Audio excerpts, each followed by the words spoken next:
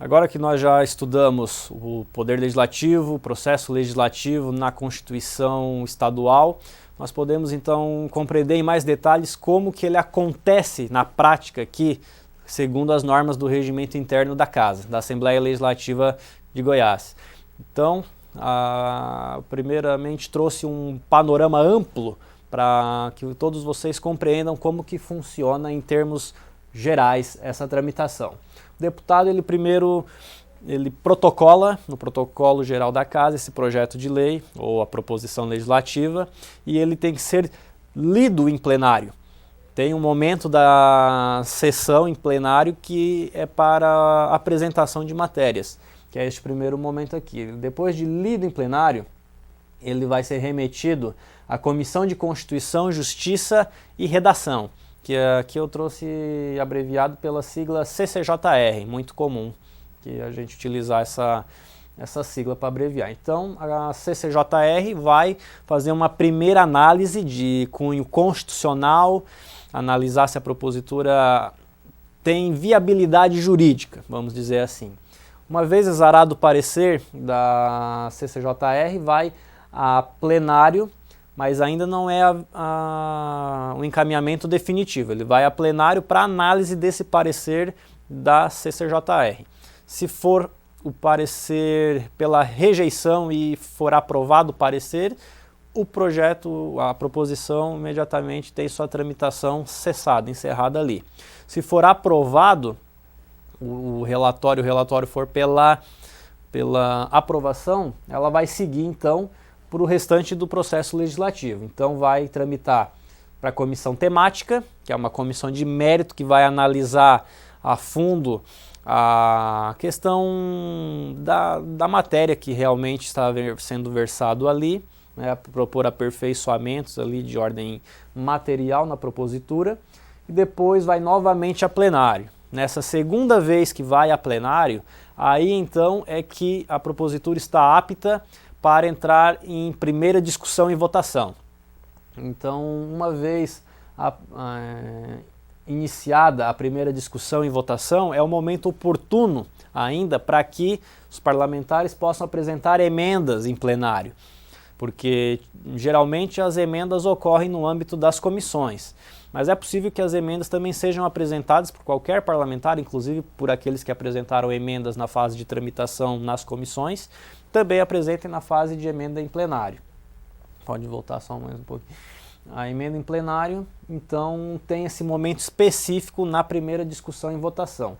E nós temos ainda a segunda discussão e votação, que é um segundo momento, geralmente com um intervalo aí de 24 horas, em que o projeto vai ser novamente discutido. E nessa fase não cabe mais emendas, é só para deliberar aquele texto que já se consolidou ali até a primeira fase de discussão e votação.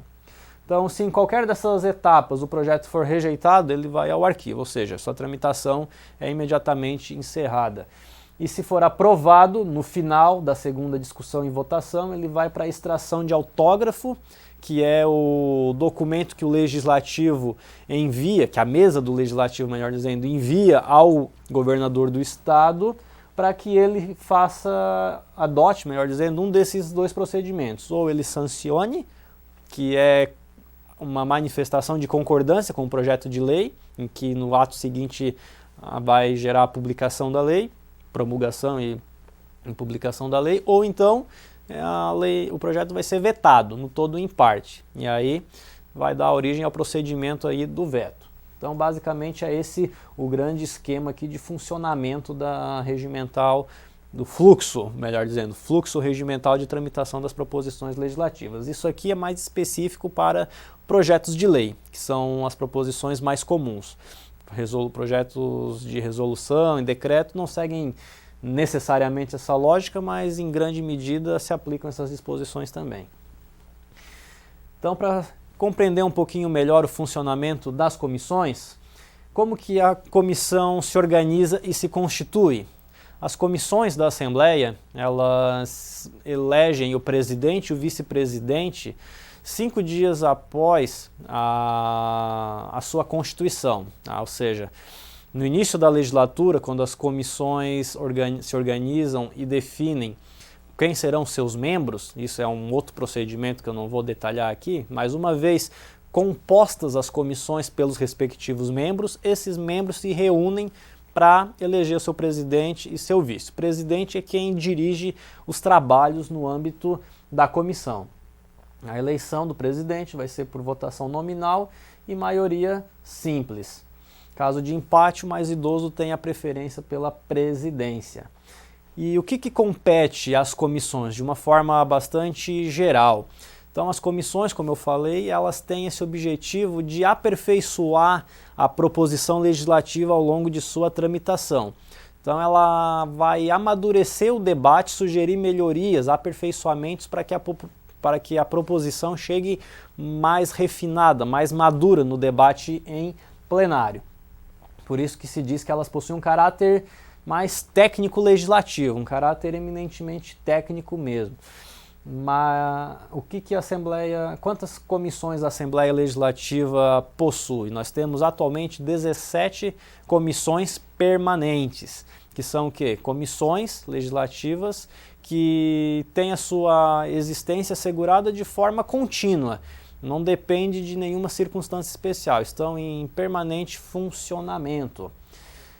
Para destacar aqui, eu considero importante destacar duas comissões em especial, que é a CCJR, que eu já comentei, Comissão de Constituição, Justiça e Redação, e a CTFO, que é a Comissão de Tributação, Finanças e Orçamentos. Mas daqui a pouquinho nós já vamos passar para as competências dela, mas só para destacar nesse momento que elas exercem algumas funções transversais, ou seja, que extrapolam mais de um âmbito de área de atuação. E nós temos as comissões temáticas ou de mérito, que são aquelas comissões que já têm uma atuação mais circunscrita à matéria de sua competência. Por exemplo, comissão de educação, comissão de saúde, de serviços de obras públicas, são campos temáticos um pouco mais fechados, vamos dizer assim. Então, passando para os campos temáticos das comissões, destacando aqui o papel da Comissão de Constituição, Justiça e Redação. Essa é praticamente a comissão de entrada, todas as matérias praticamente passam pela CCJR, porque ela faz esse primeiro filtro, ela vai analisar se a matéria tem viabilidade jurídica, ou seja, se ela está de acordo com a Constituição Federal, com a Constituição Estadual, com o sistema legal de uma forma geral, ou se ela está introduzindo uma norma que está contradizendo uma norma de outra lei, se ela tem uma técnica legislativa adequada, possui os dispositivos ordenados de forma lógica. Então a Constituição, a CCJR vai fazer esse primeiro filtro de entrada, vamos dizer assim, e as proposições que não tenham viabilidade jurídica tendem a receber o parecer pela rejeição. Agora, em seguida, a Comissão de Tributação, Finanças e Orçamento, pode passar. Ela possui também uma competência transversal no sentido de que ela também acaba sendo um filtro para a grande quantidade de proposições, porque tudo que versar sobre matéria financeira e orçamentária vai passar por ela, e como grande parte das proposições tem esse caráter, existe essa competência da CTFO para apreciá-las. Então, basicamente, se envolver renúncia de receita ou despesa pública, a comissão tende a se manifestar. Então, não importa que a matéria seja de educação, de saúde, de segurança, se existe essa questão financeira e orçamentária, em tese, a comissão de finanças teria que se manifestar. Passando para o próximo slide, eu coloquei aqui as principais atribuições do presidente das comissões, ou seja, como que ele vai organizar o funcionamento ali na comissão. Então, primeiro ele abre e preside as reuniões, né? Então ele pode também designar relatores para cada matéria que está ali em trâmite na comissão, concede a palavra aos membros da comissão, ele que também submete à votação todas as matérias ali sujeitas à competência da comissão. Se algum parlamentar pede vista, ele também que vai ou não conceder essa vista. E interessante notar que o presidente não tem direito de voto, via de regra, mas como exceção o regimento prevê 3 casos, ou seja, votações secretas, votações nominais e em caso de empate, que é o conhecido voto Minerva. Então o presidente tem essas prerrogativas aí. Em relação ao funcionamento da reunião em si, primeiro precisa ser observado se tem quórum para abrir, né? Então, o quórum de abertura é de 1/3 dos membros da comissão. Aqui eu coloquei a informação de 14 deputados, mas na verdade esse é o quórum do plenário, né? Na verdade o quórum correto está aqui embaixo, coloquei. O CCJR e CTFO, como possuem 11 membros, com 4 membros já é suficiente para abrir a reunião. Demais comissões, como possuem 7 membros, o quórum de abertura é de apenas 3 membros, né? Então, só para fazer essa pequena correção aqui em relação ao slide. Em seguida é feita a leitura da ata da sessão da reunião anterior, melhor dizendo, né? Quando é comissão a gente fala reunião, sessão é um termo só para sessões plenárias. E depois tem a fase de distribuição e devolução de matérias, ou seja, o presidente distribui matérias novas que chegaram na comissão, né, para os relatores que ele indicar, e convida aqueles deputados que já têm parecer elaborado para que devolvam esses pareceres para que as matérias sejam analisadas. E por fim a fase de deliberação das matérias, que exige, nos termos da Constituição, né, a maioria absoluta para que comece a deliberação, para que seja viabilizada a deliberação, né? Aí presente a maioria absoluta, delibera-se por maioria simples. Então, para abrir a votação na comissão, precisa, no caso daquelas 2 comissões que eu destaquei, que é a Justiça e Redação e Finanças, precisa de 6 para deliberar. E no caso das comissões, demais comissões que possuem 7 membros, 4 membros já são suficientes para deliberar, para iniciar a deliberação, né? Então, feitas essas considerações, nessa parte então de tramitação do projeto de lei nas comissões, eu já expliquei basicamente o que se trata, não vou repetir aqui.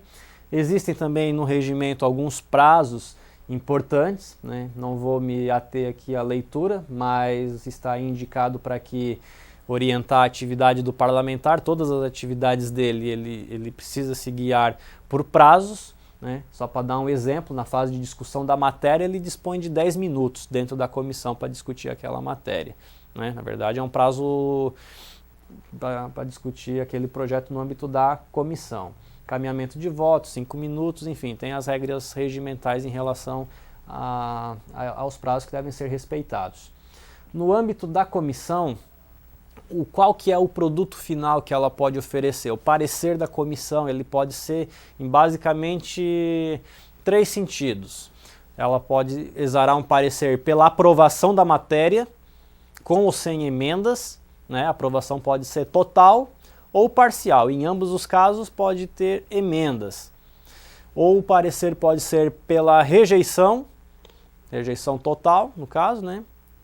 E pode ser também um parecer pela conversão em diligência. A conversão em diligência, na verdade, é uma fase intermediária. Por exemplo, um projeto que verse sobre educação e a comissão faça um parecer intermediário para converter em diligência para ouvir o Conselho Estadual de Educação. Aí o Conselho se manifestando, a matéria volta a tramitar na comissão, já com o parecer do Conselho, e eles vão deliberar em caráter final aquela matéria no âmbito da comissão. Então, existem essas 3 possibilidades. Importante destacar ainda a comissão mista.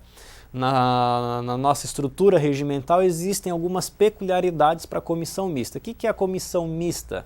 Na verdade, a comissão mista nada mais é do que uma reunião de comissões.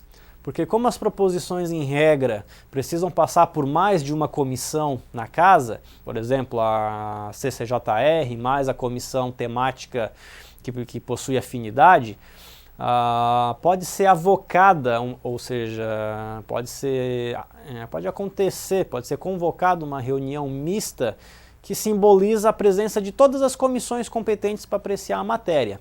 Então a comissão mista é uma reunião de 3 ou mais comissões. Então obrigatoriamente ela tem que ter a participação de membros da CCJR, da CTFO e da comissão temática que compete opinar naquela matéria.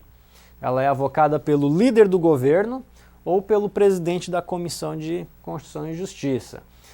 O quórum para abertura é de 12 deputados, ou seja, para que a mista comece seus trabalhos são necessários 12 deputados, e o quórum para deliberação 17 deputados, ou seja, quórum de deliberação para que a votação comece, para que ela inicie, para que ela seja viável, depois por maioria simples. Então é importante destacar essa questão da comissão mista que acontece bastante aqui no âmbito da Assembleia Legislativa.